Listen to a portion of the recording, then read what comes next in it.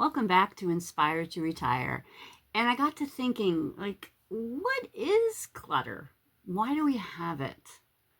And so I sat down and thought some more about it. I wanted to share some of my thoughts with you. If you're new here, my name is Susan, and I am a teacher, and I'm trying to get all the things in my house under control and cleared out before I retire, which is going to be in approximately 5 years. So I've been on this journey, decluttering a little here, a little there, and I've had over 200 plus of you friends join me, and I really, really appreciate that. But let's talk today about what is clutter. Why do we have so much of it? Where does it come from? Let's get into it. So there are many different origins of clutter. They're in no particular order. Why should they be? My clutter isn't in any particular order, is it? So let's tackle it. First things first, survival. We were survival oriented way back in prehistoric times. Early humans were natural hoarders, and so if you killed a mammoth, you kept every part of that thing. The meat, the fur, the bones, and that weirdly sentimental tusk. Back then, decluttering meant declutter now, starve later. So technically, my junk drawer is just evolutionary wisdom. Sure, it started with stone tools and mammoth pelts, but fast forward a few thousand years, and now we're not just hoarding those things. We're hoarding things like unused fondue sets, tangled chargers from phones that haven't existed since the Bush administration. What is this even for? A pager? A flip phone? I don't even know. Sometimes I dig through these cords and think, I don't have a clue, but if I throw it out, that's when I'm going to need it. I don't know. I'm just terrified to throw it away in case I find the thing it belongs to just 10 minutes later. That is the sacred law of clutter. The moment you get rid of it, you'll need it. Number 2, you can blame it on mass production. So in the 1800s, we had the Great Industrial Revolution, and that brought on mass production, and with it brought mass accumulation. People went from saying, I got one spoon, lucky me, to I have a full china cabinet of dishes, and I'm not allowed to eat on them unless the queen shows up. And guess what? That stuff got passed down. Then there's number 3, emotional clutter. This is where clutter really gets hard. You don't have just an old t-shirt. You have memories. You don't need that college hoodie that smells like regret and ramen noodles, but you just can't toss it. It's a part of you. And also, it's your only clean laundry. So number 4, why is my finger doing that? Number 4, suddenly you can blame the internet.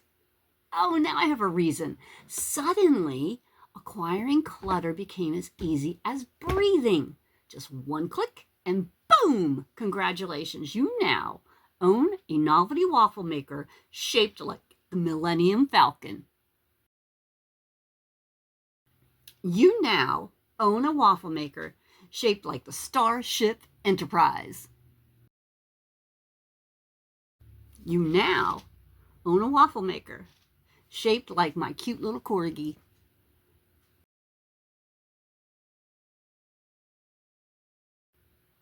And with next day shipping, our homes have become actual warehouses of mild curiosity and buyer's remorse. I bought a neck fan at 2 a.m. It's loud, it's useless, and I wore it once just to see what it was like. But can I throw it out? Absolutely not. What if there's one day a very specific neck sweating emergency?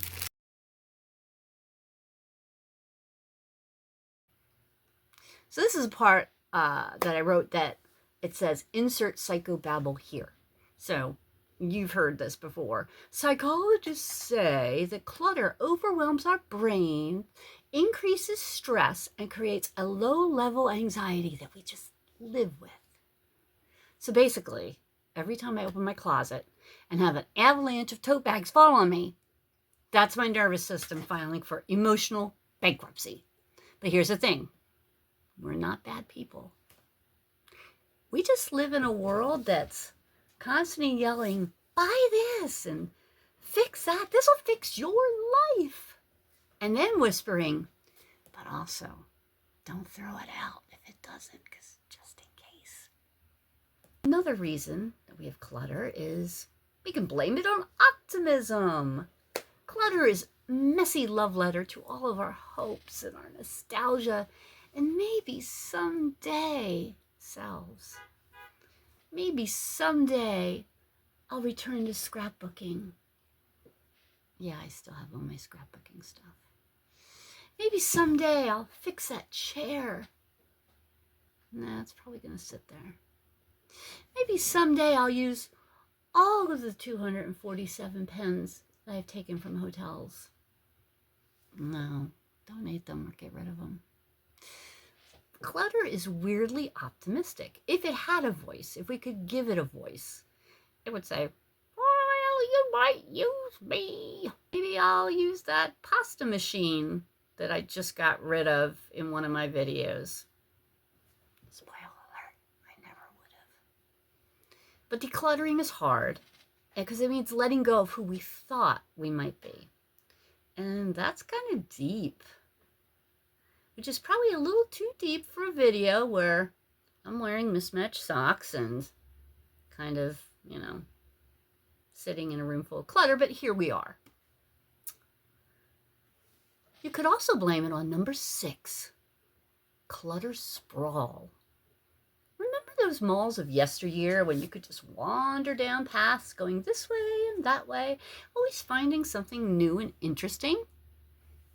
Our clutter is just like that as well. It doesn't just exist, it sprawls. Walking through my house is kind of like that. I can pick up one item and reminisce. Each pile tells a story. This pile says, this is stuff to sell. This pile is, this is stuff to donate. And then there's that, maybe I'll fix that someday pile. Spoiler alert. I'm not going to fix the chair. Never, never, never. What can we do about it? Do we just give up? Obviously, that's not who I am, and that's not why I'm here. What can we do? We start small, and that's what I've done. You too can do it. We can support each other. Start small with a drawer, a shelf. Maybe just throw out that mystery remote you've been moving from one place to the other for the last 6 or 7 years. And remember, your goal is not perfection, because perfection is the enemy of good. The goal is peace. Peace. And maybe finally being able to find a pair of scissors. So thanks for watching this. If you liked it, hit like, subscribe, and comment below about the weirdest thing that you've held on to just in case.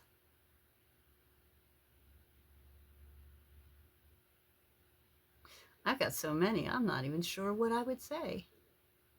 So, see you next time, and until then, may your clutter be light, your surfaces be visible, and your junk drawers merciful. Bye for now.